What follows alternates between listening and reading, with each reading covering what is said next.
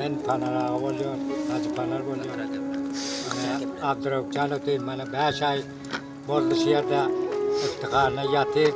Bana bugün gelir, bana ertesi gelir, paylaşacağım bilirler son kurbanlığı. Menas Abdurrahman geldi deyte, otan tilkini hepsine inesinin, atasının ağusunu eltem, Panar'ın hiç son kamı yok. Hiç bende başka. Ben giyeceğim diye şunu ağlıyor, engriyor, Abdurrahman'ı yatlıyor. Gelen Abdurrahman'ı tapıp gel bile yok.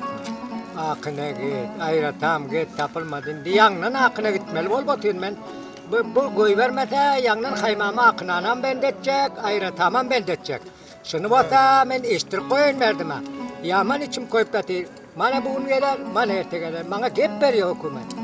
Bir gün değil, 2 gün değil, hiç madak biliyor bul madak. Madak bilir yani işte bul.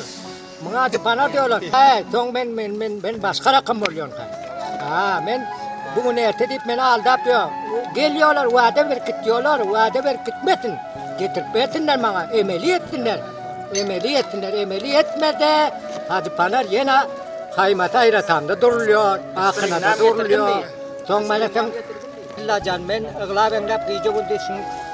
Abdurrahman'ın da bana şagirdim kaptanımdadır. Ben şığa muntadır edip otayım. Şehirden eğer su adetinde durmata yandan kumanda ettiniz.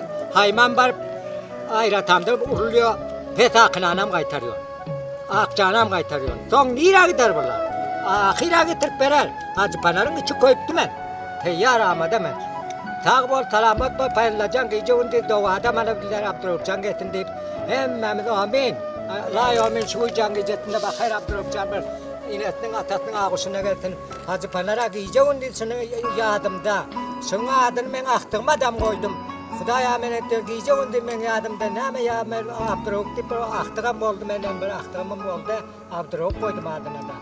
Ben şu giyeceğim diye ya üyde de yatlıyor, Batin Ut'un de yatlıyor, merdim kavarında da yatlıyor. Paylaşan en nasıl merdimlerin doğat öteyim. 5 ay oldu, geliyor git. Hükümet geliyor, vade veriyor gidiyor. Bunu bir vade verdi, emeli bir korkutun akıyım. Bir gün değil, 2 gün değil. Amin. Allah Xudavan'da atasını iletine ağusunu getirdi.